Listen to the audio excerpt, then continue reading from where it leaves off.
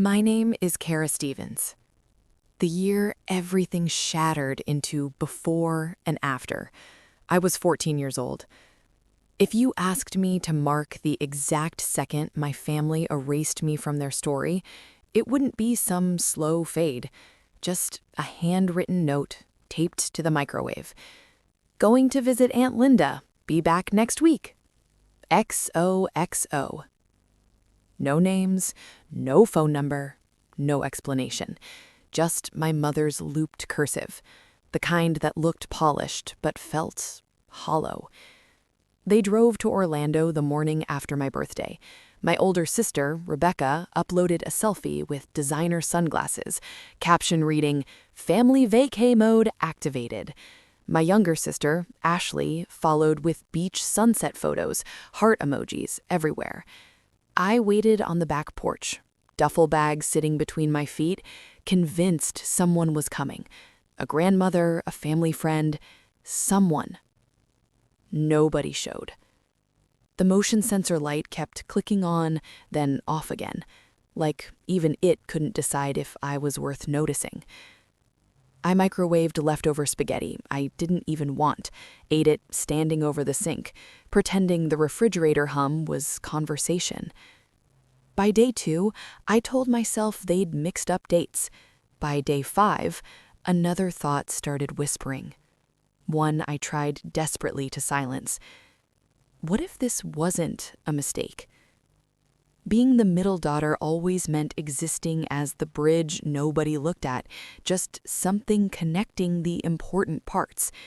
Rebecca collected trophies, honor roll every semester, early acceptance to 3 universities, our parents' pride wrapped in the perfect bow. Ashley had ballet performances, orthodontist appointments with glitter braces, birthday parties with custom cakes and rented bounce houses. Me, I had dependable, which is adult code for invisible, but being abandoned on purpose, that was a different flavor of quiet altogether. 7 days in, I walked home from the public library, arms loaded with borrowed books stacked like protective walls. The humidity pressed down so heavy, my shadow looked wavy on the concrete. That's when a charcoal gray Mercedes pulled alongside the curb, tinted window lowering smooth as silk. Kara. Shock wrapped in a voice I half remembered. Uncle Thomas, the successful one, the relative who vanished from Thanksgiving dinners before I turned 10. Mom always labeled him cold, which I realize now meant he refused to pretend everything was fine. His gaze swept over my backpack, my tangled hair pulled into a messy ponytail, the forced smile I used like armor plating. "What are you doing out here by yourself? Where's your mother?" Orlando. The word tasted ridiculous, like saying they'd teleported to another dimension. "And you're not with them?" "Apparently not." He went quiet, said something under his breath I couldn't quite catch, then the words that rewrote my entire future. "Get in the car. You're not wandering around out here alone." Every stranger danger warning I'd absorbed since kindergarten flashed through my mind, but my growling stomach, after 4 nights of packaged ramen and 2 nights of stale crackers with peanut butter, made its own convincing argument. Starvation carries its own risks. The interior smelled like new leather and something crisp, clean. Not cologne, just the scent of wealth that hasn't collected dust. He drove to a roadside diner with turquoise booths, desserts spinning slowly behind smudged glass. When the cheeseburger and strawberry shake appeared, I just stared, afraid they'd disappear if I reached for them. He didn't demand explanations, let me eat first, then asked simple questions about school, books I liked, what interested me. World history. My voice came out small. Especially the stories that got rewritten to sound prettier. Something shifted in his expression, recognition maybe, like he'd uncovered something unexpected about me. When we reached my neighborhood, he didn't pull into the driveway, just kept the engine running.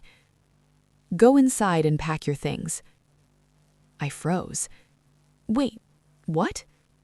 "You're not sleeping alone in an empty house while your family takes vacation photos. Get your belongings, we're leaving." Certain moments split reality wide open, reveal the seams you never knew existed. The door to his house swung open, and I stepped into what felt like a different universe entirely. The guest room looked untouched, like a hotel display nobody was allowed to mess with. I perched carefully on the edge of the bed, scared to even wrinkle the comforter. He leaned against the doorframe, one eyebrow raised. "Planning to sleep sitting upright all night?" I whispered that I didn't want to ruin his nice bedding. "Sheets can be washed." His half-smile carried warmth instead of mockery. "Things exist to be used, not worshipped." Morning arrived with fresh orange juice in an actual glass. At home, we used plastic tumblers from fast food restaurants, the kind that still smelled faintly of old soda. I held his glass like it might shatter from eye contact. "It's just juice, not a legally binding contract," he sounded amused. "Drink it." When my teacher asked who'd be attending parent conferences that week, he didn't hesitate. "I will." Those two words, so simple, so certain, they loosened something inside my chest that had been clenched tight for months. I didn't know what to do with kindness. When he bought me jeans and 2 sweaters, I hid the price tags, convinced he'd want to return them. When he handed me lunch money, I pocketed it, ate crackers from my backpack instead, because spending felt like stealing. 12 days passed before he found me in the kitchen past midnight, hunched over a box of cereal, eating it dry with my hands. "Why?" His voice came from the doorway. "Are you auditioning to be a raccoon?" I told him I didn't want to take too much from him. He opens the refrigerator, scooped leftover pasta into a bowl, heated it, slid it across the counter toward me. "If it's in this house, it belongs to everyone living here. That includes you." I nodded, swallowing against the burning in my throat, refusing to let tears fall into the food. Crying felt extravagant, like asking for even more than I'd already taken. But what I didn't know yet, what would take me years to fully understand, was that Uncle Thomas wasn't just giving me a place to sleep, he was teaching me how to exist without apologizing for it. I kept waiting for the front door to burst open, for my parents to storm in, demanding I come home, like borrowed property kept too long. But days kept passing, then weeks. No knock, no phone call, no explanation. Rebecca's social media filled with peer photos, sunset captions about sisterhood and forever bonds.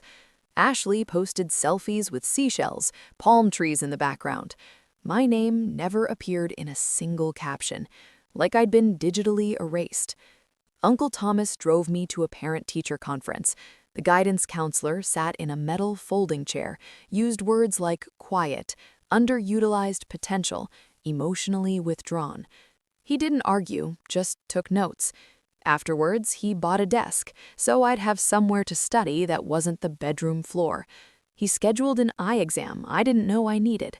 Turns out I'd been squinting at chalkboards for 2 years. Then came the dentist, doctor checkup, haircut at an actual salon instead of the discount chain. Routine maintenance I didn't realize was routine.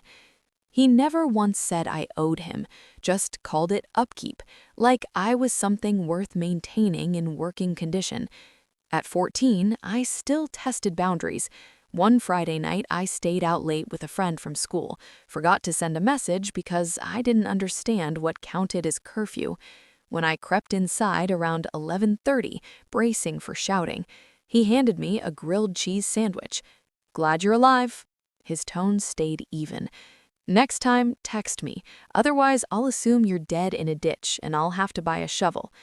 The calmness disarmed me more than anger would have. It sounded like structure, but wrapped in concern. Not everything was rules and discipline. Sometimes he brought me to his office, told me to observe how people communicated. Half of success is tone and posture, he murmured once while shaking hands with a client. The other half is showing up when everyone else manufactures excuses.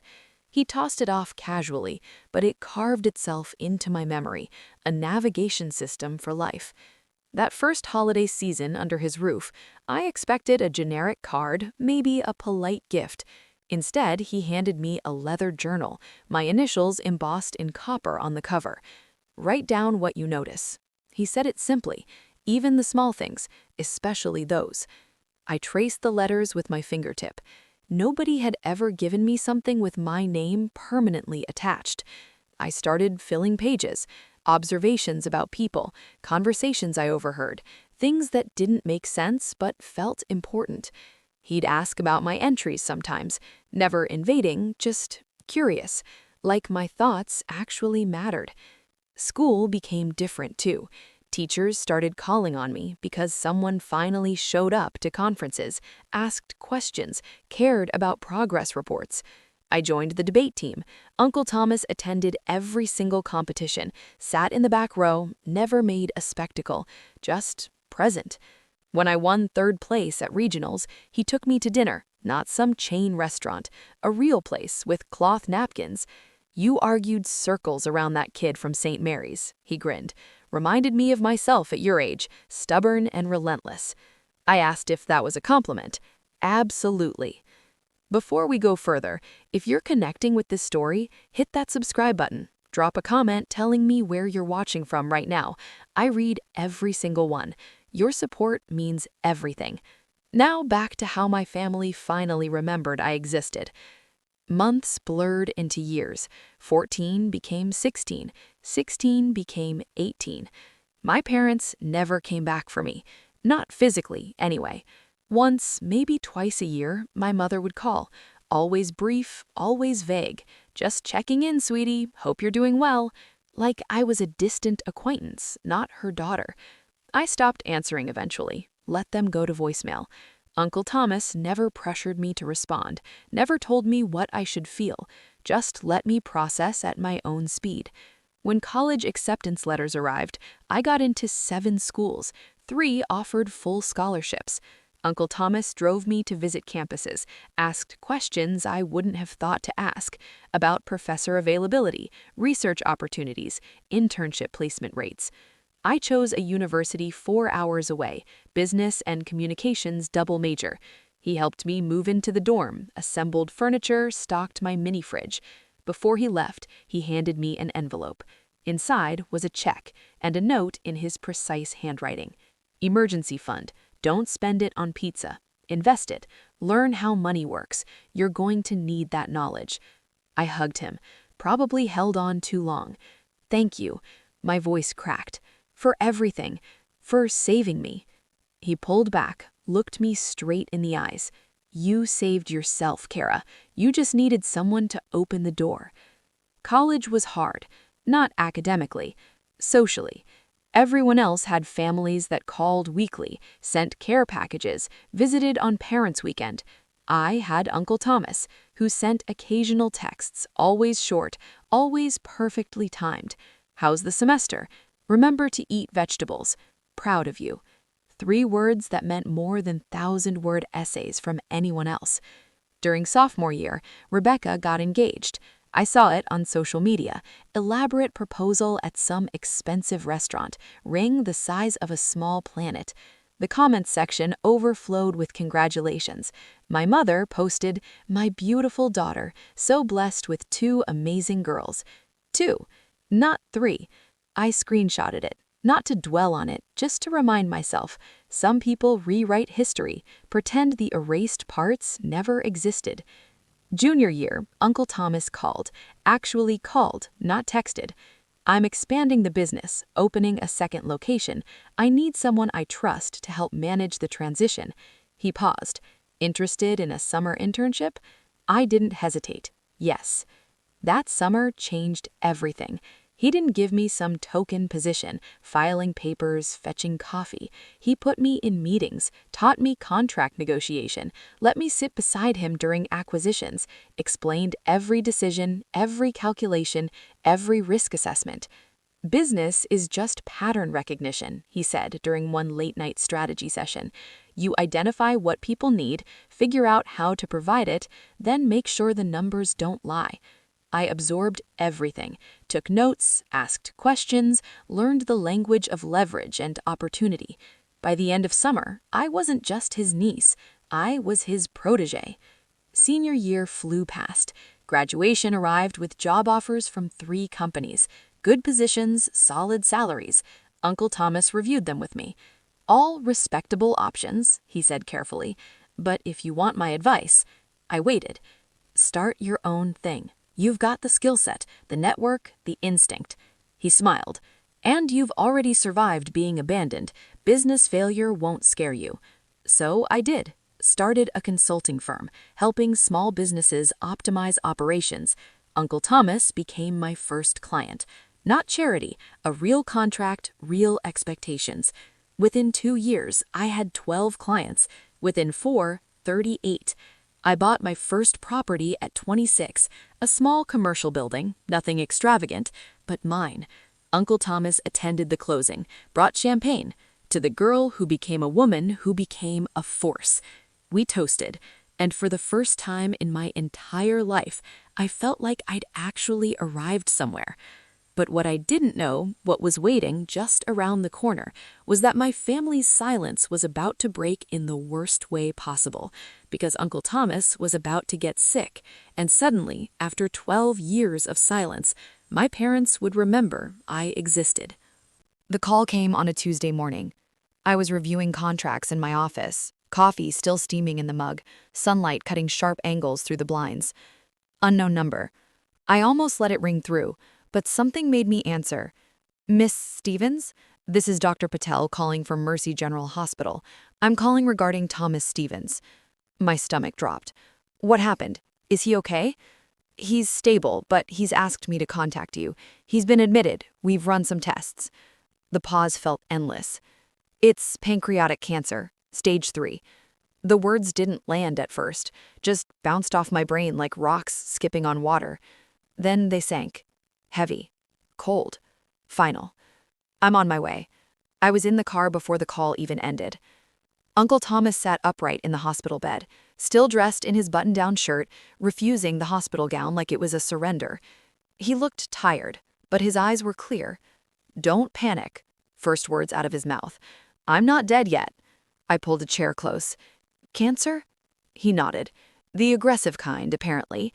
Doctors are optimistic about treatment. Chemo starts next week. Why didn't you tell me you weren't feeling well? Because I wasn't sure it was anything serious, and I didn't want to worry you over indigestion. Classic Thomas, downplaying everything. What's the prognosis? He shrugged. 50-50 if treatment works. Better odds than Vegas. I wanted to scream, wanted to cry, wanted to shake him for making jokes, but I just grabbed his hand, squeezed. We'll fight this. We will. He squeezed back. But Kara, I need you to do something for me. Anything. Update my estate documents, medical directives, power of attorney. He looked at me steadily. I want you handling everything. Not your mother, not your sisters. You. I nodded, throat too tight to speak. The first round of chemotherapy hit him hard. He lost weight, lost hair, lost that sharp edge he always carried, but never lost his stubbornness. I moved back into his house, temporarily, to help manage appointments, medications, the business he refused to abandon. We fell into a routine, morning coffee together, even when he could barely keep it down. I'd read him updates on the company. He'd offer input, corrections, strategy adjustments, like cancer was just another problem to manage. 3 months into treatment, my phone buzzed. Text from a number I didn't recognize. Kara, it's Mom. Heard about Uncle Thomas. We're so sorry. Praying for him. I stared at the screen. 12 years of silence, and now, prayers. I showed Uncle Thomas. He read it, raised an eyebrow. Interesting timing. You think they want something? I know they want something. He handed the phone back. Question is, what are you going to do about it? I blocked the number. 2 days later, Rebecca called. I let it go to voicemail. She left a message. Hey, Kara, it's been too long. I know we haven't been great about staying in touch, but family is family, you know? We heard Uncle Thomas is sick. We'd love to visit, show our support. Call me back. Family is family. That phrase, like it erased 14 years of absence. Ashley texted next. OMG, just heard about Uncle T. That's so scary. We should all get together. Maybe at his place?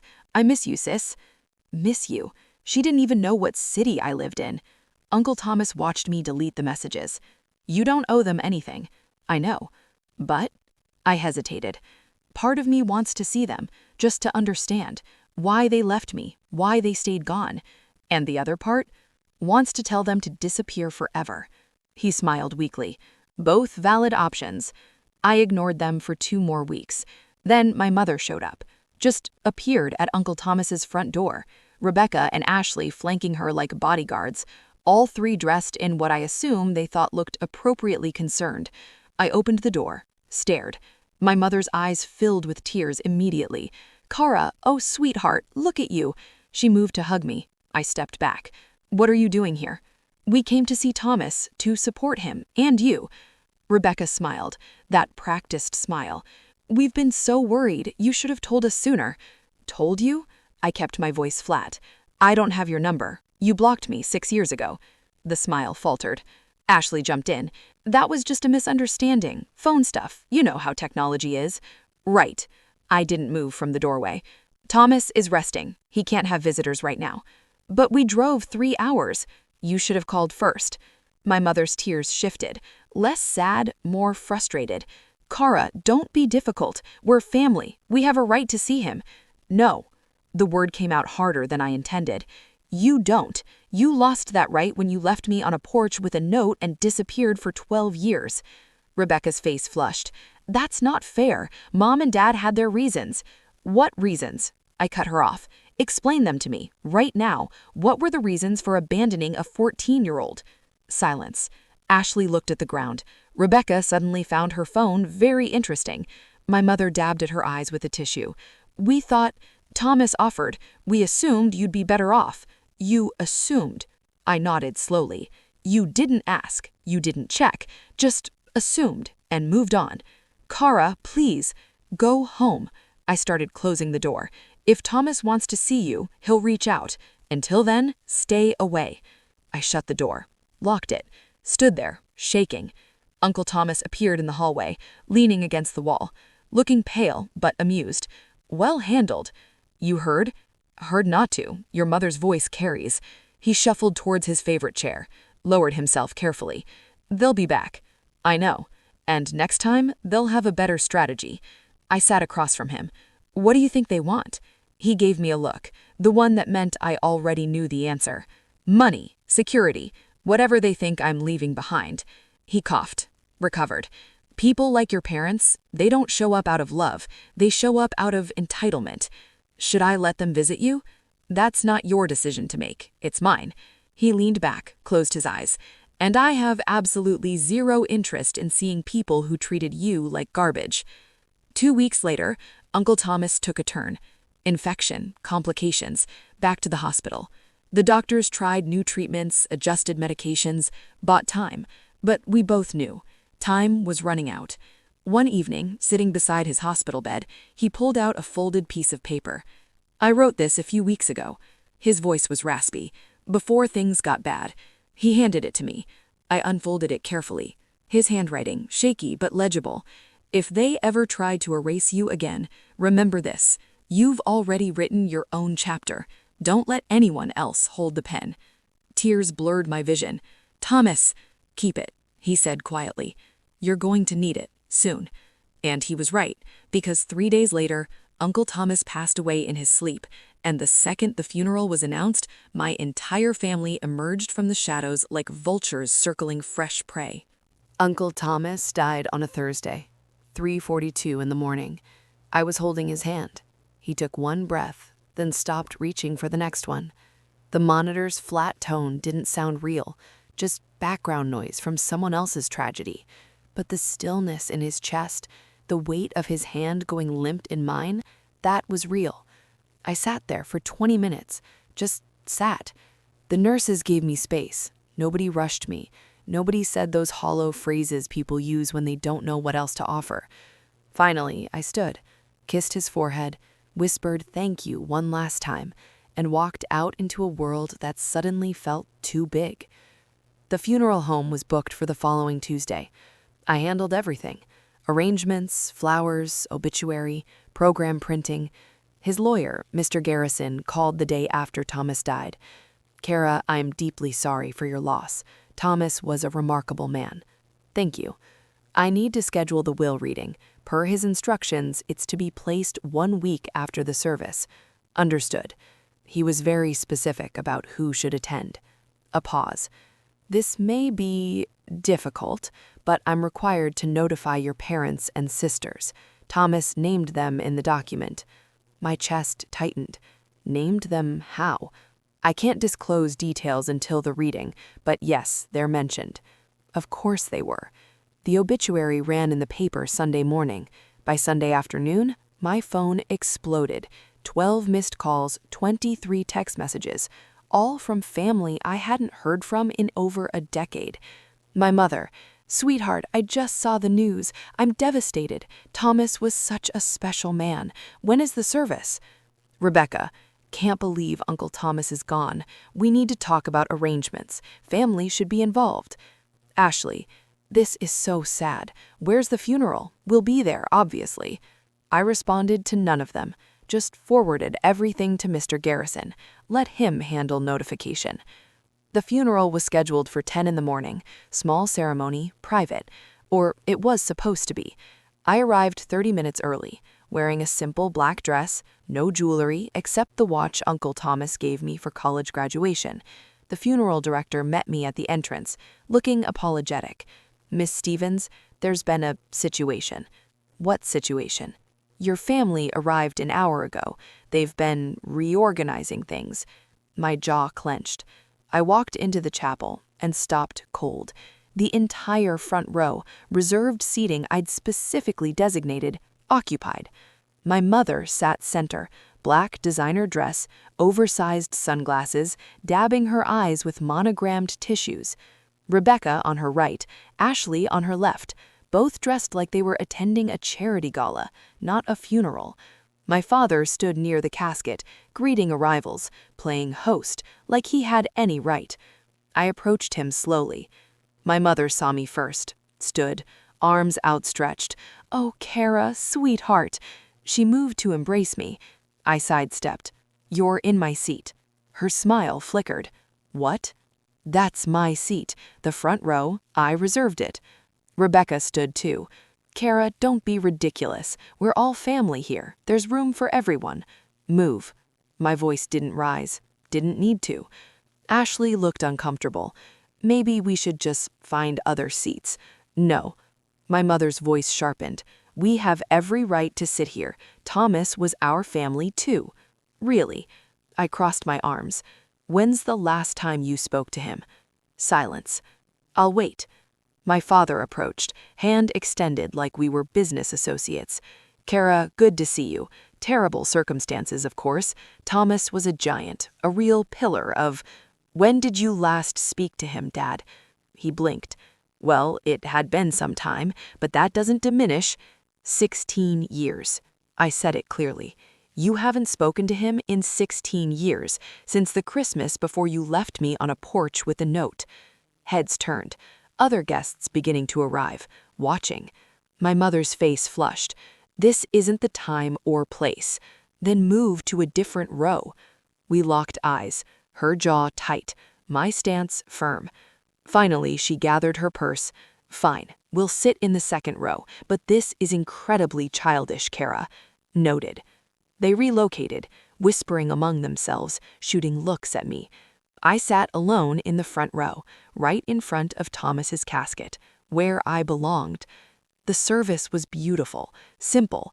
His business partner spoke, his attorney spoke, 3 longtime employees, people who actually knew him.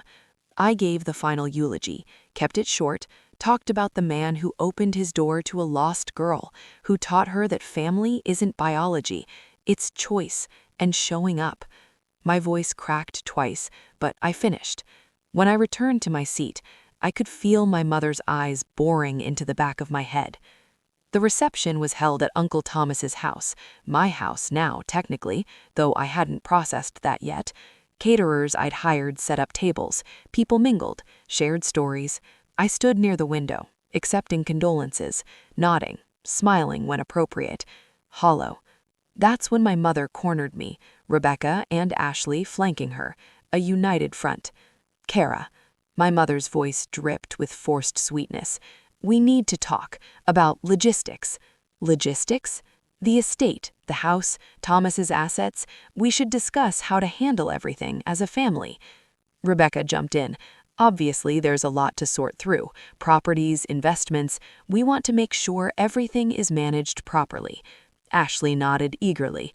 And we're here to help, whatever you need. I took a slow sip of water, set the glass down carefully. The will reading is scheduled next Tuesday. We know, my mother smiled. Mr. Garrison contacted us, which is good. Family should be involved in these decisions.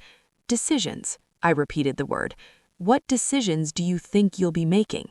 Rebecca's smile tightened. Well, we're all beneficiaries, presumably, so we'll need to discuss division of assets, fair distribution. Fair. I almost laughed. You think you're entitled to Uncle Thomas's estate. We're family. Ashley said it like it was obvious. He would have wanted us taken care of. Would he? I looked at each of them. The man you ignored for 16 years, the man you called arrogant and cold, the man whose funeral you tried to take over. My voice stayed level. You think he wanted you taken care of? My mother's mask slipped, just for a second. Something cold flashed in her eyes. Kara, I understand you're grieving, but let's be adults about this. Thomas was wealthy, very wealthy, and whether you like it or not, we are his family. So am I. Yes, and we're not trying to take anything from you, we just want what's fair. I set my glass down. Then I guess we'll find out what fair looks like on Tuesday. I walked away, left them standing there, whispering urgently among themselves. That night, alone in Uncle Thomas's study, I pulled out the folded note he'd given me in the hospital, read it again. If they ever try to erase you again, remember this. You've already written your own chapter. Don't let anyone else hold the pen. I pressed it against my chest, closed my eyes. I won't, I whispered to the empty room. I promise. Because what my family didn't know, what they could have possibly anticipated, was that Uncle Thomas had spent the last 2 years preparing for exactly this moment, and the will he'd written was about to teach them a lesson they'd never forget. The law office smelled of old leather and expensive consequences. Dark mahogany furniture, heavy drapes blocking most of the sunlight, chairs designed to force perfect posture. Every breath felt like testimony. Mr. Garrison sat at the head of a polished conference table, silver-haired, wire-rimmed glasses, expression giving away absolutely nothing. My family occupied the opposite side. My mother, my father, Rebecca, Ashley, all dressed in carefully selected outfits, somber but stylish. My mother wore a black Chanel suit, pearl earrings, hair swept into an elegant twist. She dabbed at non-existent tears with designer tissues. My father sat rigid, hands folded like a preacher waiting to deliver benediction. Rebecca's phone kept lighting up beneath the table.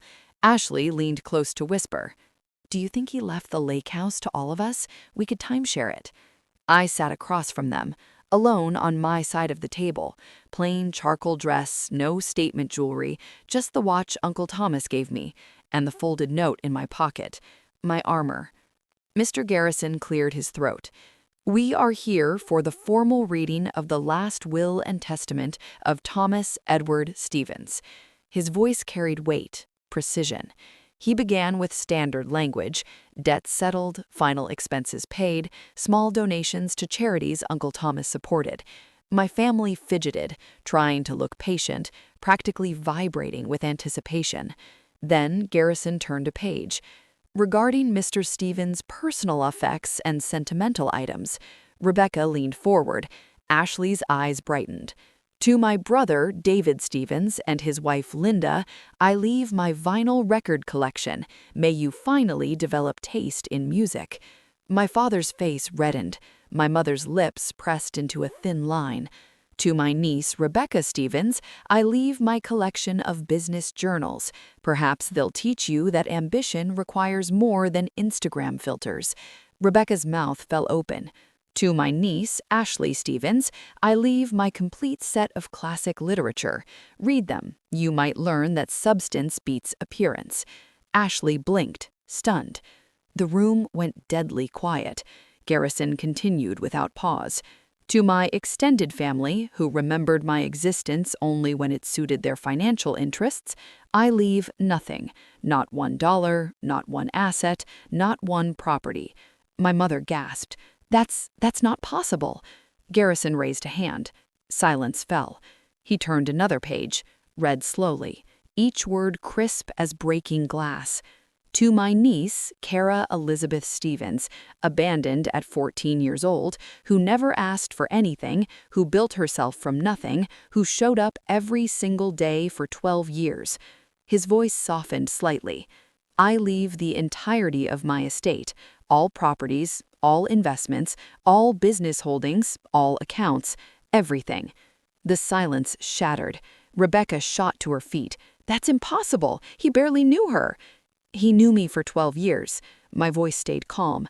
You just stopped paying attention. My father's face went purple. This is fraud. You manipulated him, poisoned him against his real family. His real family. I placed my palm flat on the table. The family that abandoned him for 16 years? That family?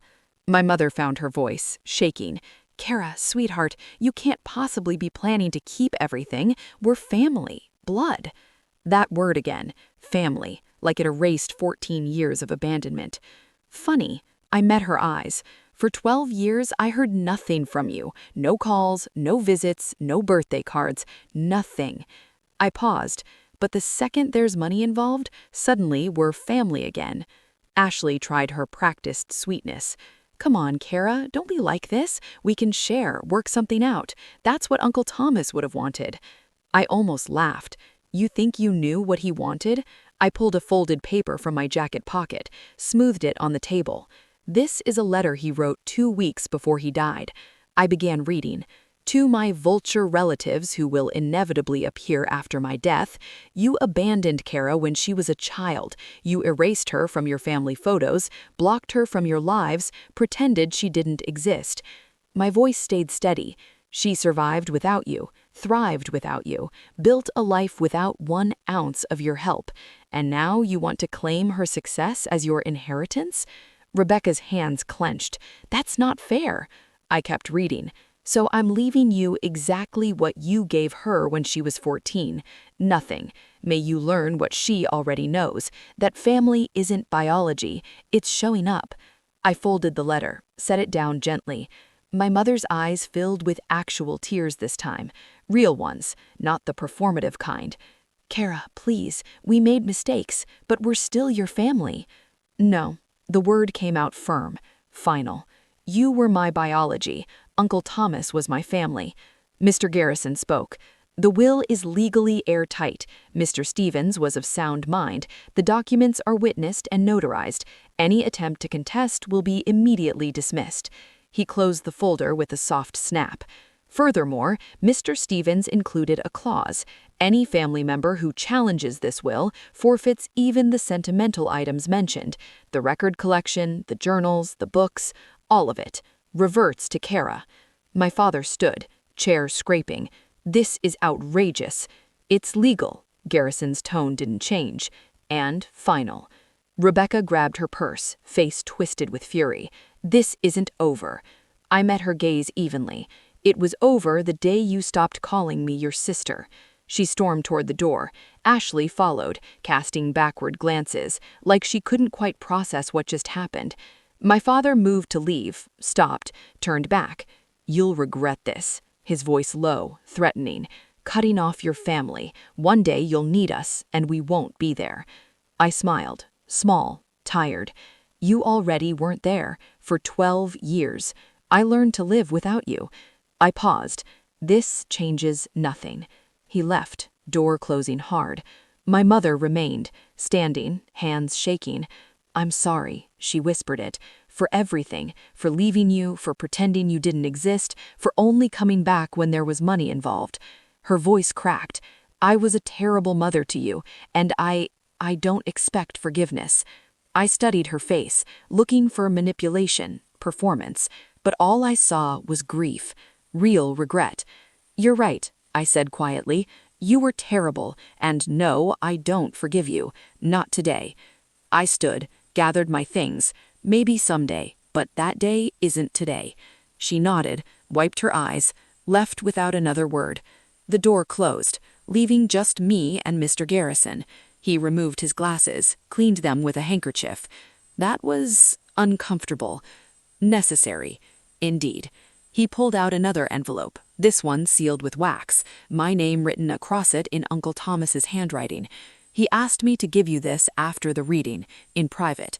I took it carefully, broke the seal. Inside was a single page. Kara, if you're reading this, then I'm gone, and you just watched your family reveal exactly who they are. I'm sorry you had to experience that, but I'm not sorry for the will. My eyes blurred.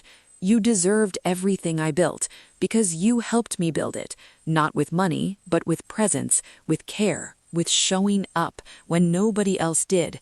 I kept reading through tears. Don't let them make you feel guilty. You owe them nothing. Live your life, build your empire, write your own story.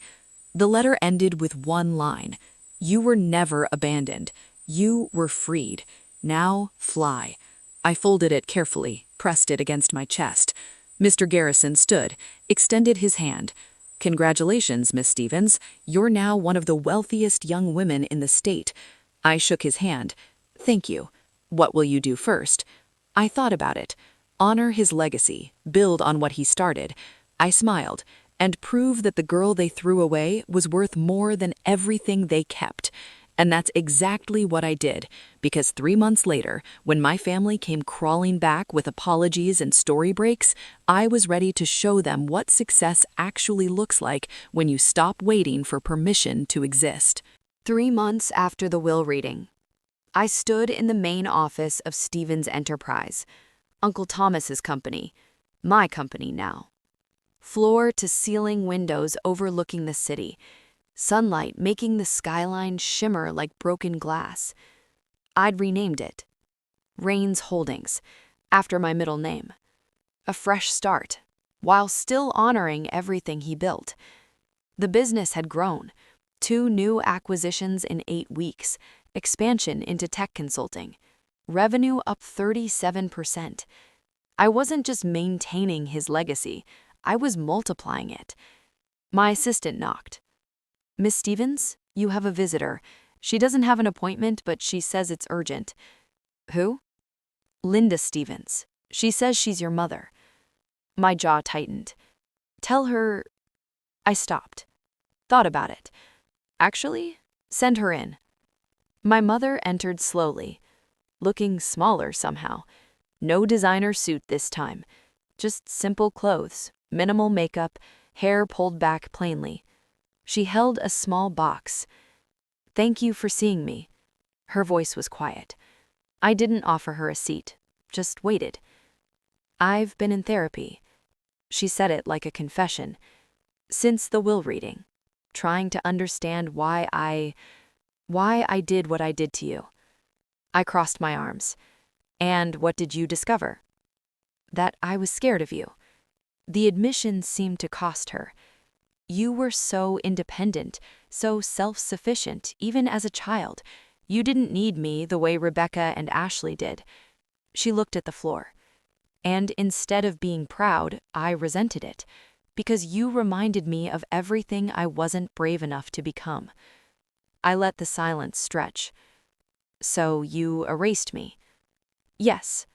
She looked up, eyes red but dry. I convinced myself you were better off with Thomas, that he could give you things we couldn't. But the truth is, I just wanted you gone, because looking at you hurt. The honesty was unexpected, raw. And now? Now I understand that I destroyed the best thing I ever created. You. And I can't fix it. I know that. She set the box on my desk. This belonged to your grandmother, my mother. She died when you were 3. You probably don't remember her. I did remember. Vaguely. Warm hands, the smell of vanilla. She left this for you in her will, but I kept it. Told myself you were too young, then too rebellious, then too distant. My mother's voice cracked.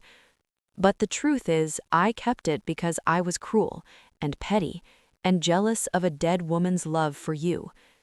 I opened the box. Inside was a necklace, delicate gold chain, small pendant shaped like a compass. She always said you had direction, even as a toddler, said you'd go places the rest of us couldn't imagine. My mother wiped her eyes. She was right. I lifted the necklace, let it catch the light. Why are you giving this to me now? Because it's yours. It always was. And I'm trying, badly, to do at least one thing right. She moved toward the door. Stopped. I don't expect forgiveness, Kara. I don't deserve it. But I wanted you to know I see you now. Really see you. And I'm so incredibly sorry I didn't see you sooner. She left, door closing softly. I stood there, holding the necklace, feeling the weight of it, not just the gold, but everything it represented. Validation from someone who couldn't give it while she was alive, and regret from someone who finally understood what she'd lost. I fastened it around my neck, went back to work. 6 months later, I attended a charity gala, supporting youth entrepreneurship programs. I donated $500,000 and agreed to speak. The ballroom was elegant, chandeliers, string quartet, people in evening gowns and tailored suits. I wore simple black, the compass necklace my only jewelry. Halfway through the evening, I saw them, Rebecca and Ashley, standing near the bar. Rebecca noticed me first. Her expression shifted. Surprise, discomfort, something else I couldn't identify. They approached, cautiously. Kara? Rebecca's voice was careful. Hi. I nodded. Rebecca? Ashley. Ashley smiled nervously. We saw you were speaking tonight. We bought tickets to support the cause. Not to, She trailed off. Rebecca took over. We wanted to say congratulations on everything. The company, the expansion. We've been following your success. Have you? Yes. Rebecca's composure cracked slightly. And we wanted to apologize, genuinely, for how we treated you. At the funeral, before that, always. She took a breath. You didn't deserve any of it, and we were horrible. Ashley nodded. We were, and we understand if you never want to speak to us again, but we wanted you to know we're proud of you, even if we have no right to be. I studied them, looking for the angle, the manipulation, but I didn't see it. Just 2 women, finally growing up. Thank you, I said simply, for saying that. Is there any chance, Rebecca hesitated, that we could, start over? Not as we were, but as something new? I considered it. Maybe. Ashley's face brightened. Maybe is better than no. It is. I smiled slightly. But it would take time and effort, real effort. We understand. Rebecca nodded. Whatever it takes. They left, disappeared back into the crowd. I wasn't sure if anything would come of it, but the door was open. Just barely. That was enough for now. Before we finish this story, if it moved you, if you connected with Kara's journey, hit that subscribe button. Leave a comment telling me what part resonated most. Share this with someone who's ever felt invisible, someone who's been underestimated, someone who's building something from nothing. Your support means everything. Thank you. Now, the ending you've been waiting for. 1 year after Uncle Thomas's death, I stood on the balcony of his house, my house, looking out at the city lights. They flickered like stars that fell and forgot to stop shining. I held my phone, opened my messages, found the draft I'd written months ago, but never sent, to a contact that didn't exist anymore, just labeled Uncle Thomas. "You were right about everything." I typed slowly. "They came back, just like you said, and I handled it, just like you taught me." My fingers hovered over the screen. "I miss you every single day, but I'm not lost anymore. I know exactly who I am and where I'm going." I paused. "Thank you for seeing me when nobody else did, for teaching me that family is choice, for showing me that being abandoned doesn't mean you're broken." I hit send, knowing it would go nowhere, but needing to say it anyway. Footsteps behind me.